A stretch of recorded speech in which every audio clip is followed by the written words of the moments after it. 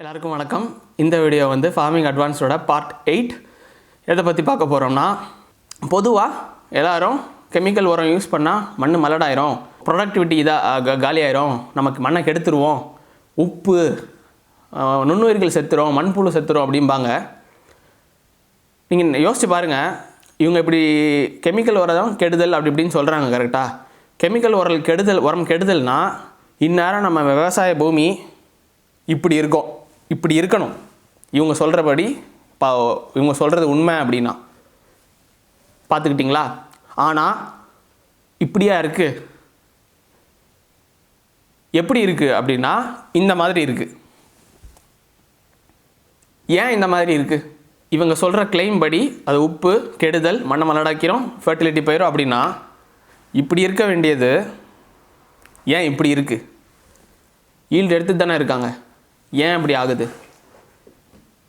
இந்த வீடியோவில் அதை பற்றி தெளிவாக பார்க்க போகிறோம். ஏன் ஆகுது, எப்படி ஆகுது, எதுக்கு ஆகுதுன்னு வாங்க வீடியோக்குள்ளே போகலாம்.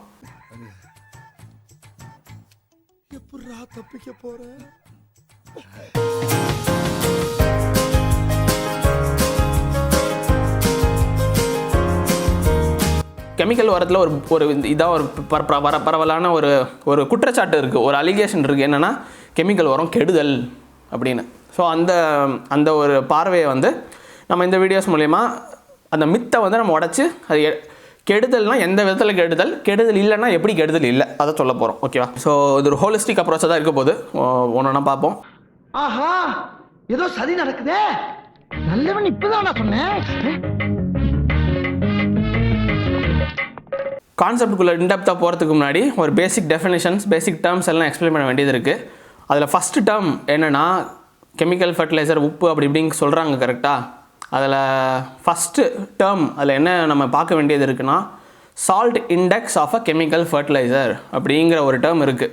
இவங்க உப்புன்னு சொல்கிறாங்க. கரெக்டு, உப்பு தான், நான் இல்லைன்னு மறுக்கவே இல்லை, உப்பு தாங்க.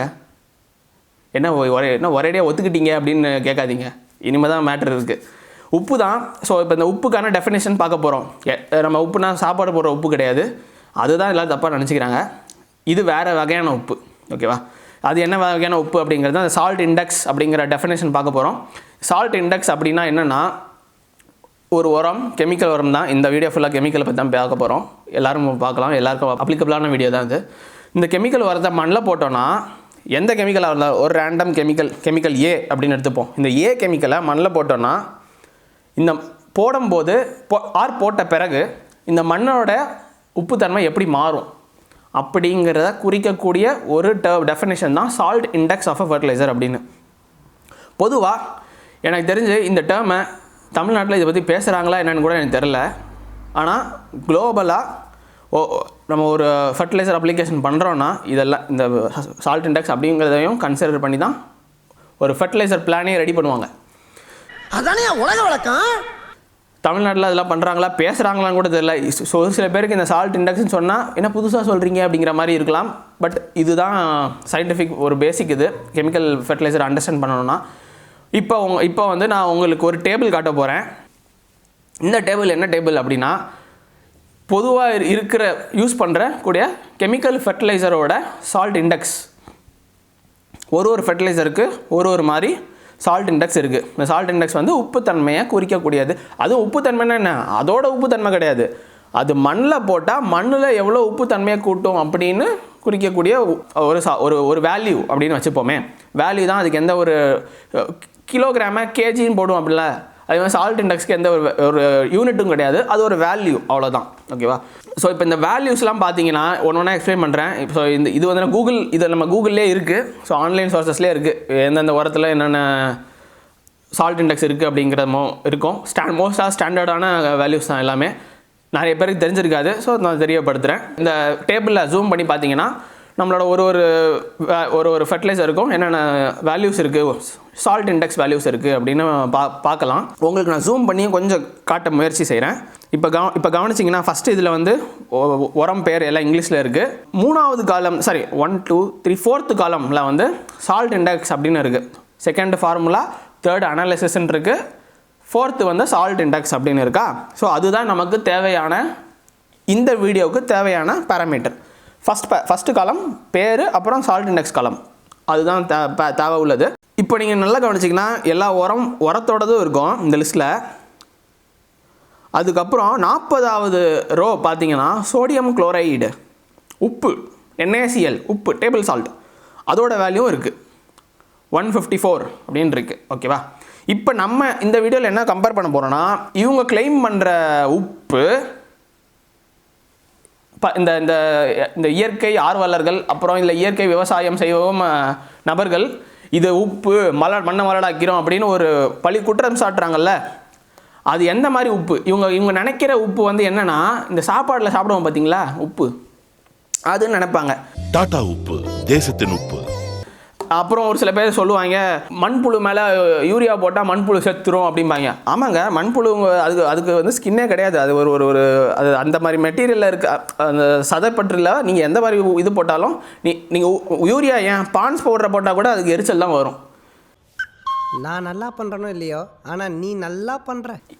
ஸோ இதெல்லாம் வச்சு வந்து நம்ம மண்ணை மலடாக்கிறோம் அந்த மாதிரி கன்க்ளூஷனுக்குலாம் போகக்கூடாது. அது தப்பான ஆங்கிள். இந்த மாதிரி டேர்ம்ஸ், இந்த மாதிரி வந்து அதோட பேராமீட்டர், இந்த சால்ட் இண்டெக்ஸ் அப்படிங்கிறது அதோட கெமிக்கல் பேராமீட்டர். அது இதெல்லாம் வச்சு தான் நம்ம கம்பேரிட்டிவ் பண்ணி பார்க்கணும். அதுதான் இப்போ நான் உங்களுக்கு காட்ட போகிறேன். இந்த கம்பேரிசனுக்கு வந்து இவங்க வந்து ஒரு குரூப் ஆஃப் உரத்தை வந்து உப்பு அப்படின்னு சொல்கிறாங்கல்ல, அதே உப்பு, சாப்பிட்ற உப்பு. ஓகேவா? இவங்க அதை தான் மீன் பண்ணுறாங்க. இவங்க வேற எந்த உப்பையும் மீன் பண்ணுறது இல்லை, அது வந்து சாப்பிட்ற உப்பு அப்படின்னு தான் மீன் பண்ணுறாங்க. ஓகேவா? டாடா உப்பு, தேசத்தின் உப்பு. இப்போ நம்ம ஒரு குரூப் ஆஃப் உரத்தை எடுத்துக்க போகிறோம், குரூப் ஆஃப் இன்னொரு உரத்தையும் எடுத்துக்க போகிறோம். ஆனால் இது உப்பு, இது உரம், இது உப்பு. ஓகேவா? இப்போ ரெண்டுத்தையும் மேத்தமெட்டிக்கலாக கம்பேர் பண்ணி பார்க்க போகிறோம். இதுக்கும் கொஞ்சம் என்னது நம்ம மேத்தமெட்டிக்கலாக கொஞ்சம் டெக்னிக்கலாக போக போகிறோம். லைட்டாக போர் அடிக்கிற மாதிரி தான் இருக்கும், பட் கொஞ்சம் நான் முடிஞ்ச லெவலுக்கு இன்ட்ரெஸ்டிங்காக கொண்டு போக ட்ரை பண்ணுறேன். ஓகே, இப்போ நமக்கு வந்து ஒரு உரம் அளவு தேவை. இப்போ இந்த உர அளவு எக்ஸாம்பிள் வந்து பார்ட் 6ல் வந்து நான் சொல்லியிருந்தேன், ஒரு தென்னை மரத்தோட ஒரு வருஷம் ஒரு ஆனுவல் ஃபர்டிலைசர் ரெக்கமெண்டேஷனை வந்து இப்போ நம்ம அப்படியே அந்த பார்ட் 6ல் சொன்னதை இந்த வீடியோக்குள்ளே எடுத்துகிட்டு வரேன். ஒரு வருஷத்தோட ஒரு தென்னை மரத்துக்கு ரெக்கமெண்டேஷன் என்னென்னா, ரெக்குவயர்மெண்ட் என்னென்னா 560 grams of nitrogen, 320 grams of phosphorus, 1200 grams of potassium. இது பேசிக். ஹை யீல்டிங் வெரைட்டிஸ்க்கெலாம் கொஞ்சம் கூட கொடுக்குற மாதிரி வரும். பட் இது ஒரு பிளாங்கெட் ரெக்கமெண்டேஷன். ஓகேவா? இப்போ இந்த NPK வந்து எது மூலயமா அச்சீவ் பண்ணலாம் அப்படிங்கிறத நான் 2 மெத்தடை பார்த்தேன். ஒன்று வந்து யூரியாவை பேஸ் பண்ணி வர்றது, இன்னொன்று DAP பேஸ் பண்ணி கொஞ்சம் வர்றது. இப்போ இந்த ரெண்டுத்துலேயுமே எது பெஸ்ட்டு அப்படின்னு ரெண்டுத்தில் வந்து ரெண்டாவது இந்த DAP யூஸ் பண்ணுறது தான் பெஸ்ட்டு அப்படின்னு நான் சொன்னேன். கரெக்டாக? இப்போ இந்த உரம் இருக்குது, இந்த உப்பையும் நம்ம கம்பேர் பண்ண போகிறோன்னா இப்போதைக்கு இந்த உப்பை ஏற கட்டிடுவோம். இப்போதைக்கு இந்த உரத்தை எடுப்போம். இப்போ இந்த உரம் ஃபார்முலாவில் நம்மக்கிட்ட இப்போ 2 ஃபார்முலா இருக்குது. ஒன்று யூரியா பேஸ் பண்ண ஃபார்முலா, இன்னொன்று DAP யூஸ் பண்ண ஃபார்முலா. ஓகேவா? ஸோ இப்போ இந்த உரத்தையே 2 டைப்பை நான் அனலைஸ் பண்ண போகிறோம். எதில் வந்து உப்பு அதிகமாக இருக்குது, எதில் உப்பு கம்மியாக இருக்குதுன்னு. நான் 2வது வாட்டி சொன்னேன்ல எது பெஸ்ட்டுன்னு. இப்போ அதோட ப்ரூஃப், மேத்தமெட்டிக்கல் ப்ரூஃப் தான் இப்போ வரக்கூடிய ஒரு சில அடுத்த ஒரு ஃபியூ மினிட்ஸ் ஆஃப் வீடியோஸ் வந்து எது பெஸ்ட், இந்த 2 ஃபர்டிலைசரில் எது பெஸ்ட்டுன்னு சொல்ல போகிறேன். அதுக்கு அடுத்தது இந்த உப்பையும் இவங்க சொல்கிற உப்பையும் கம்பேர் பண்ணி பார்த்துருவோம். ஓகேவா? இப்போது இந்த 1.3 kg யூரியா ஃபஸ்ட்டு இந்த ஃபர்டிலைசர் டைப் 1. ஓகேவா? அந்த டைப் 1ல் வந்து 1.3 kg urea, 2 kg single super phosphate, 2 kg potash. இது வந்து ஆனுவல் ரெக்கமெண்டேஷன். இதை மந்த்லியாக பிரிச்சுப்போம் ஃபார் ஈஸ் ஆஃப் அண்டர்ஸ்டாண்டிங். கால்குலேஷனுக்கும் ஈஸியாக இருக்கிறதுக்காக எல்லாத்தையும் டிவைடட் பை 12 போட்டால் 1 மந்தோட டோஸ் கிடச்சிரும், ஃபர்டிலைசர் டோஸ் கிடச்சிரும். ஸோ டிவைட் பண்ணிங்கன்னா 1.3 kg யூரியா 12ஆல் டிவைட் பண்ணிங்கன்னா 108 grams வரும். 2 kg சிங்கிள் சூப்பர் ஃபாஸ்பேட்டாக டிவைட் பண்ணிங்கன்னா 166 grams வரும். அகைன் 2 kg MOPயும் டிவைட் பண்ணிங்கன்னா 166 grams வரும். இப்போ நான் வந்து அந்த டேபிள் காட்டினேன் பார்த்தீங்களா, சால்ட் இண்டெக்ஸ் டேபிள். இப்போ நீங்கள் கவனிச்சிங்கன்னா யூரியாவோட சால்ட் இண்டெக்ஸ் வந்து 41ல் வந்து யூரியாவோட சால்ட் இண்டெக்ஸ் 75 அப்படின்னு இருக்குது. கரெக்டாக? இப்போது இந்த 75ஐ நம்ம டிவைட் பண்ணோம் பார்த்தீங்களா 12ஆல் மந்த்லி டோஸுக்கு. அந்த மந்த்லி டோஸெல்லாம் மல்டிப்ளை பண்ணிப்போம். 75 × 108 தட் எவ்வளோ வருதுன்னா 8100 வருது. ஓகேவா? ஏன் மல்டிப்ளை பண்ணுறோன்னா மொத்த வேல்யூவோட சால்ட் இண்டெக்ஸ் கண்டுபிடிக்க போகிறோம். ஏன்னா இந்த யூரியாங்கிறது வந்து யூரியாவோட ஜென்ரல் சால்ட் வேல்யூ. கரெக்டாக? இப்போ நம்ம வந்து 108 கிராம் யூரியா நமக்கு தேவை ஒரு மாதத்துக்கு. ஸோ மொத்தமாக யூரியாவோட சால்ட் ஒரு சால்ட் வேல்யூ அப்படின்னா என்ன அப்படிங்கிறது, அந்த 108 கிராமோட சால்ட் வேல்யூ வந்து 8100 அப்படிங்கிற மாதிரி. இதை யூரியான்னு சும்மா ஜென்ரலைஸ் கூட பண்ணிக்கலாம். பட் நம்ம இன்னும் கொஞ்சம் துல்லியமாக பண்ணுறதுக்காக அந்த மொத்த கிராமையும் நம்ம சால்ட் இண்டெக்ஸோட மல்டிப்ளை பண்ணிடுவோம். அடுத்தது வந்து 2 kg எஸ்எஸ்பியை வந்து 166 கிராம்ஸ் ஆகுதா. இப்போ சிங்கிள் சூப்பர் ஃபாஸ்ஃபேட் அப்படி அதோட சால்ட் இண்டெக்ஸ் பார்த்தீங்கன்னா நார்மல் சூப்பர் ஃபாஸ்ஃபேட் அது வந்து 8, சால்ட் இண்டெக்ஸ் 8 தான். ஸோ 8 × 166 போட்டோம்னா 1328 1328 வேல்யூ, அவ்வளோதான். அதுக்கு எந்த யூனிட்டும் கிடையாது. அடுத்தது வந்து பொட்டாஷ், அதையும் இது மாதிரியே சேமாக பார்த்தீங்கன்னா பொட்டாஷோட சால்ட் இண்டெக்ஸ் நமக்கு தேவை. அது பொட்டாஷ் வந்து KCl அதுதான் பொட்டாஷு. ஸோ பொட்டாசியம் குளோரைடு அதாவது ஸோ பொட்டாசியம் குளோரைடு வந்து 30th காலத்தில் இருக்குது. 30th காலம் வந்து 116 சால்ட் இண்டெக்ஸ். ஸோ 116 × 166 போட்டோன்னா 19256 வருது. ஓகேவா. ஸோ இப்போ வந்து நம்ம இண்டிவிஜுவல் சால்ட் இண்டெக்ஸ் பார்த்துட்டோம். இப்போ நம்ம எல்லாத்தையும் டோட்டல் பண்ணோன்னா 28684 அப்படின்னு வருது. இப்போது அது வந்து டோட்டல் இந்த யூரியாவோட காம்பினேஷனில் ரெக்கமெண்டேஷனில் பண்ணதோட டோட்டல் சால்ட் இண்டெக்ஸ் வந்து 28684. வெயிட் இப்போ நம்ம இண்டிவிஜுவல் ஒரு மாதத்துக்கு அப்படி பிரித்தோம் பார்த்தீங்களா. மாதத்துக்கு பிரிக்கும்போது வெயிட் எல்லாம் ஆட் பண்ணோன்னா 108 + 166 + 166 440 கிராம்ஸ் வருது. இது வந்து ஃபார்முலா 1 ஃபார்முலா 1ஓட ஒரு சால்ட் இண்டெக்ஸ் வேல்யூ, அப்புறம் டோட்டல் வெயிட் வேல்யூ. செகண்ட் இதுக்கு வரும் டிஏபி வச்சு பண்ணுறது. டிஏபியில் வந்து நமக்கு 700 கிராம்ஸ் டிஏபி தேவைப்படுது, அப்புறம் 1 kg யூரியா தேவைப்படுது, அப்புறம் 2 kg எம்ஓபி. இது எல்லாத்தையும் மந்த்லி டோஸாக டிவைட் பண்ணோன்னா 83 grams of urea, 58 grams of DAP, 166 grams of MOP தேவைப்படுது. இப்போ இதோட சால்ட் இண்டெக்ஸ்லாம் பார்த்தோன்னா யூரியாவோட சால்ட் இண்டெக்ஸ் ப்ரீவியஸ் ஃபார்முலாவில் பார்த்த மாதிரி 75. So 75 × 83 gives 6225 6225. அடுத்தது டிஏபியோட சால்ட் இண்டெக்ஸ் தேவை. டிஏபியோ டைஅமோனியம் ஃபாஸ்ஃபேட் அது வந்து 13th காலத்தில் இருக்குது. 13th காலத்தில் சால்ட் இண்டெக்ஸ் 29. ஸோ 29 × 58 பார்த்தோன்னா 1682. ஸோ 1682. அடுத்தது 2 எம்ஓபி ப்ரீவியஸில் கால்குலேட் பண்ண மாதிரி தான். So 116 × 166 gives 19,256. இப்போ இண்டிவிஜுவல் கண்டுபிடிச்சிட்டோம். மொத்தமாக சால்ட் இண்டெக்ஸ் போட்டு பார்த்தோன்னா சம் ஆட் பண்ணி பார்த்தோன்னா கூட்டி பார்த்தோன்னா 27,163 வரும். வேறஸ் நம்ம இந்த வெயிட் இந்த மாதம் கொடுக்குற மாதிரி இருந்ததில்ல, அதோட வெயிட் படி பார்த்தோன்னா 83 + 58 + 166 gives 307 கிராம்ஸ். ஓகேவா. இப்போது டைப் 1ம் டைப் 2ம் கம்பேர் பண்ணுவோம். வெயிட் வைஸ் பார்த்தோன்னா செகண்ட் இது கம்மி. ஓகேவா. And salt index total salt index படி பார்த்தோன்னா செகண்ட் இது கம்மி 27 தான் இருக்குது, அது 28,000 இருக்குது. டு பி ப்ரிசைஸ் குறிப்பாக எவ்வளோ கம்மினா 1521 1201 வேல்யூ குறையுது செகண்ட் மெத்தடில். விச் மீன்ஸ் அவ்வளோ சால்ட் வந்து ஃபஸ்ட்டு யூரியா அந்த ஃபார்முலா விட செகண்ட் ஃபார்முலாவில் சால்ட்டு கொஞ்சம் கம்மியாக இருக்குது அப்படிங்கிறது தான் அதுக்கு அர்த்தம். அதனால தான் செகண்ட் இது வந்து நான் பெஸ்ட்டுன்னு சொல்கிறேன். ரெண்டுமே யூஸ் பண்ணலாம், ரொம்ப பெரிய டிஃப்ரென்ஸ்லாம் வந்துடாது. பட் நம்மளால் முடிஞ்ச லெவலுக்கு சால்ட் வேல்யூவாக குறைக்கிறோம், அதுதான். ஸோ இந்த ரெண்டு ஃபர்டிலைசர் காம்பினேஷனில் எது பெஸ்ட்டு ஏன் பெஸ்ட்டு சொல்லியாச்சு. இப்போது நம்ம இந்த 2 ஃபர்டிலைசர் காம்பினேஷன் இருக்குது, பக்கத்தில் உப்பு இருக்குது. இப்போது இவங்க 2 ஃபர்டிலைசர் காம்பினேஷன் இருக்குது, யூரியா வச்சு டிஏபி வச்சு. ஒன்று 440 கிராம், இன்னொன்று 307 கிராம். இயற்கை விவசாயிகள் பார்வையில் இது ரெண்டுமே உப்புன்னு வச்சுப்போம். ஓகேவா. இப்போது 440 கிராமை உப்பு உரம் இல்லை, இது உப்புன்னு கன்சிடர் பண்ணோன்னா சோடியம் குளோரைடா டாடா உப்பு, தேசத்தின் உப்பு. அதோட சால்ட் இண்டெக்ஸ் எவ்வளோ? சோடியம் குளோரைட சால்ட் இண்டெக்ஸ் வந்து ஆல்ரெடி ஃபஸ்ட்டே சொன்னேன் 154.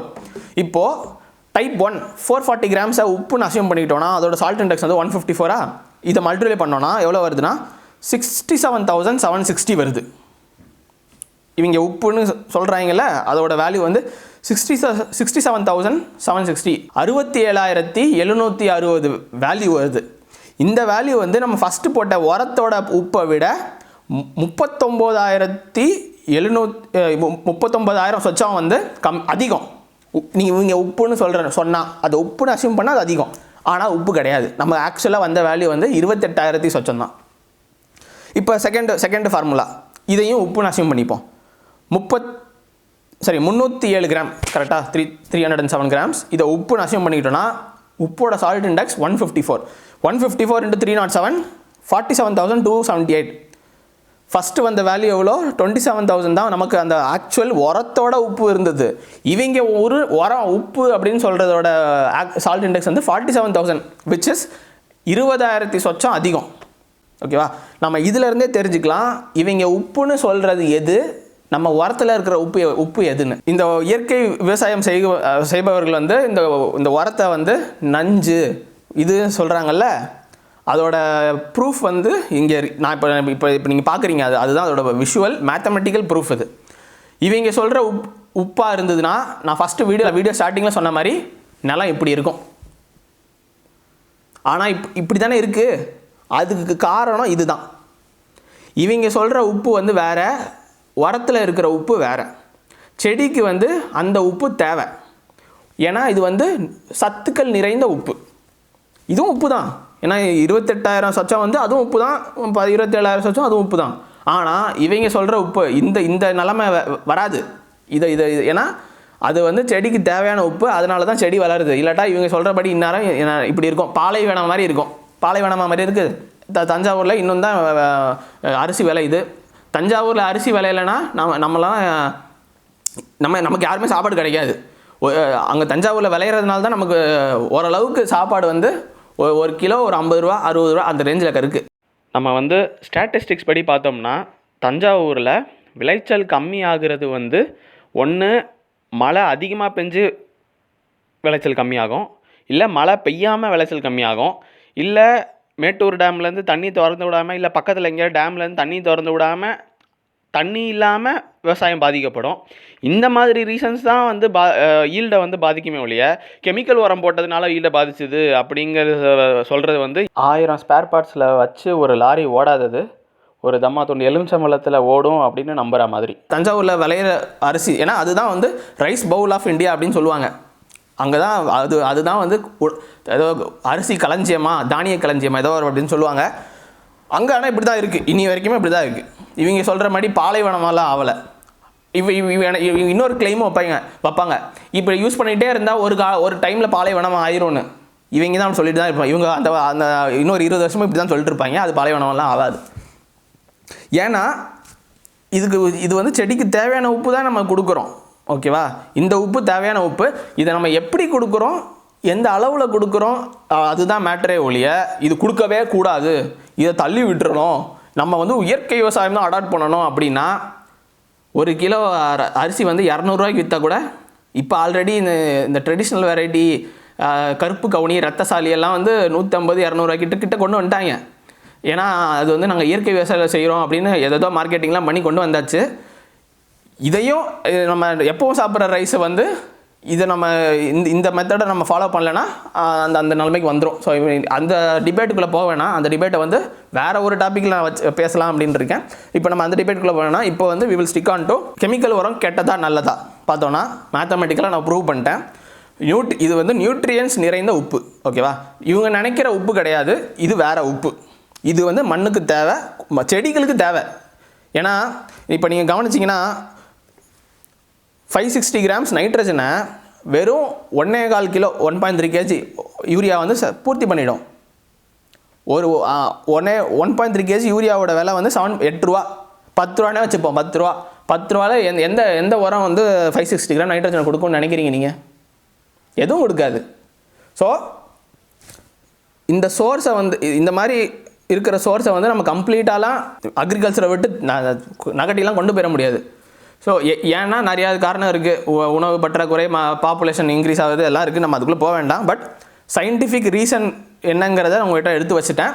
இனிமேலும் இயற்கை என்னது நஞ்சு அப்படின்லாம் சொன்னாங்கன்னா என்ன பண்ணணும்னு நீங்களே முடிவு பண்ணிக்கோங்க. சில விவரமான நபர்கள் வந்து நீ சால்ட் இண்டெக்ஸ் பற்றிலாம் பேசினா எல்லாம் ஓகே, புரிஞ்ச மாதிரி இருக்குது, பட் ஓகே இருந்தாலும் யூரியாவில் 46% உரம் இருக்குன்னு.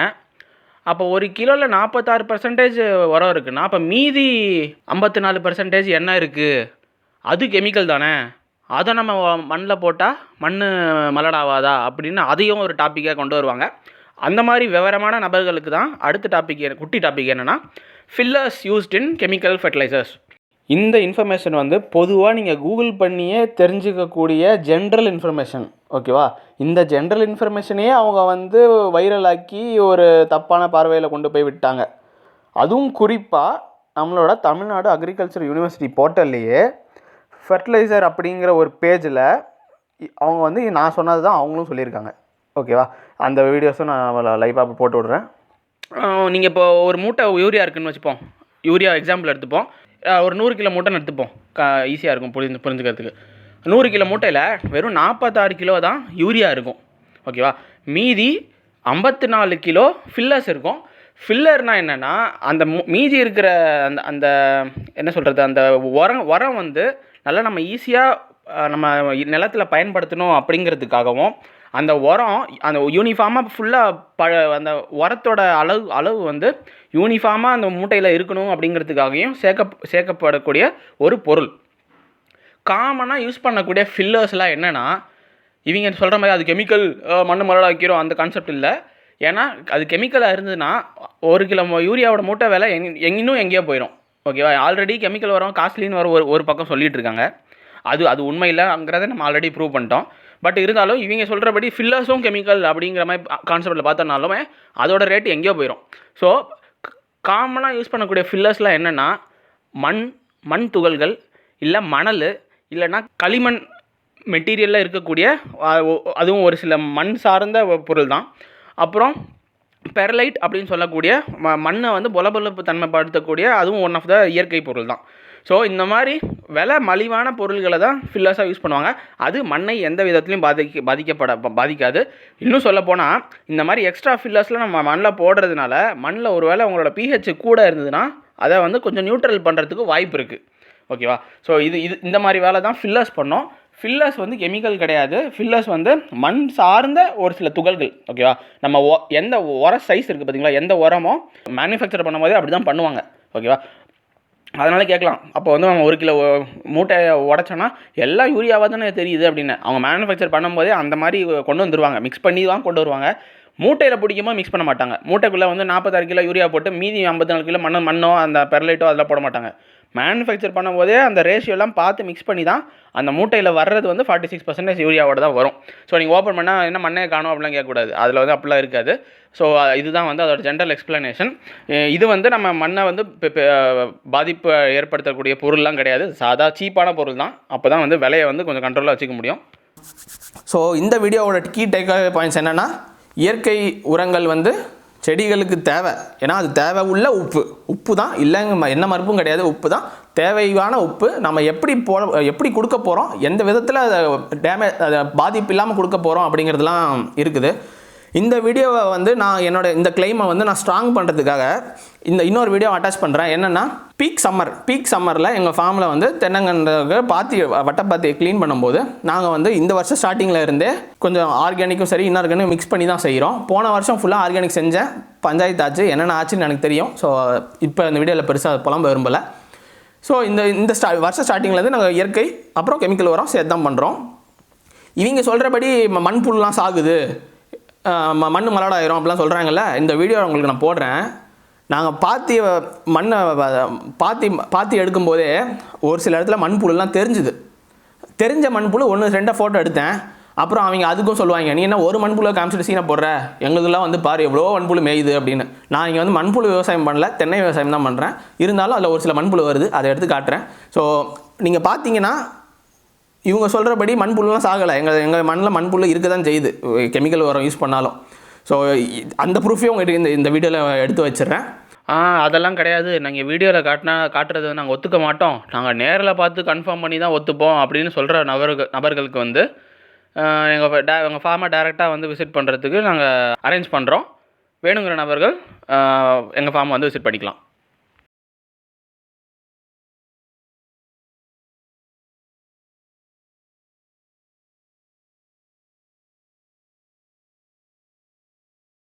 இதுக்கப்புறம் நீங்கள் யூஸ் பண்ணணுமா வேண்டாமாங்கிறத நீங்களே முடிவு பண்ணிக்கோங்க. என்னோட கருத்துக்களை ஆதாரப்பூர்வமாக நான் தெரிவிச்சிட்டேன். ஸோ அடுத்த வீடியோவில் சந்திப்போம். வணக்கம். எப்படி நல்லா இருக்கு. நல்லா இருக்கியா? நல்லா இருக்கு. நல்லா தானே இருக்கியா? நல்லா நல்லா இருக்கும்போது நல்லா இருக்கும்போது எதுக்கு யோசிச்சுக்கிட்டு அப்படி பேசிட வேண்டியதா?